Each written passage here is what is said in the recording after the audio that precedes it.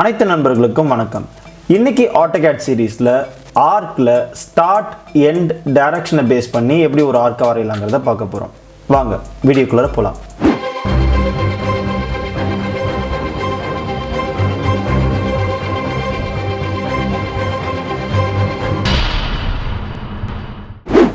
இந்த AutoCADல start end டைரக்ஷனை base பண்ணி ஒரு ஆர்க் நம்மளால வரைய முடியும். அது எப்படி அப்படின்னா, இங்கே நான் ஆல்ரெடி ஒரு ரெக்டாங்கிள் வரைஞ்சிருக்கேன். இந்த மெத்தடை நீங்கள் ஆக்டிவேட் பண்ணுறதுக்கு மெனு பாரில் ட்ராவில் ஆர்க்கில் ஸ்டார்ட் எண்ட் டைரக்ஷனுங்கிற மெத்தடை ஆக்டிவேட் பண்ணுறீங்க. இதை கிளிக் பண்ண உடனே ஃபஸ்ட்டு ஸ்டார்ட் பாயிண்ட் கேட்கும், ஸ்டார்ட் பாயிண்ட் பிக் பண்ணுறீங்க. அடுத்தபடியாக எண்ட் பாயிண்ட் கேட்கும், எண்ட் பாயிண்ட்டை பிக் பண்ணுறீங்க.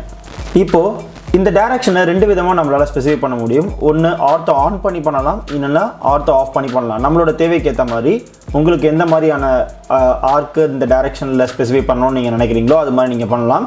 இப்போது ஆர்த்தோ ஆஃப் பண்ணிட்டா நமக்கு இந்த ஆர்க்கை எந்த டைரக்ஷனை வேணாலும் நம்ம மூவ் பண்ணி நம்ம க்ரியேட் பண்ணிக்க முடியும். இதுவே ஆர்த்தோ ஆன் பண்ணியிருந்தால் இந்த லெஃப்ட் சைட் இல்லைனா ரைட் சைட் இந்த ரெண்டு டைரக்ஷனில் மட்டும் தான் கொண்டு போக முடியும். நீங்கள் ஸ்ட்ரைட்டாக கொண்டு போனீங்கன்னா உங்களுக்கு ஆர்க்கு க்ரியேட் ஆகாது. இதுதான் ஆர்க்கில் ஸ்டார்ட் எண்ட் டைரக்ஷன் மெத்தட். இந்த வீடியோ உங்களுக்கு பிடிச்சிருந்ததுன்னா லைக் பண்ணுங்கள். இந்த வீடியோ பற்றின கருத்துக்களை கமெண்ட் பாக்ஸில் டைப் பண்ணுங்கள். எங்களுடைய வீடியோஸை நீங்கள் தொடர்ந்து பார்க்கணுன்னா சப்ஸ்கிரைப் பண்ணுங்கள், கூடவே பெல் ஐக்கானை கிளிக் பண்ணுங்கள்.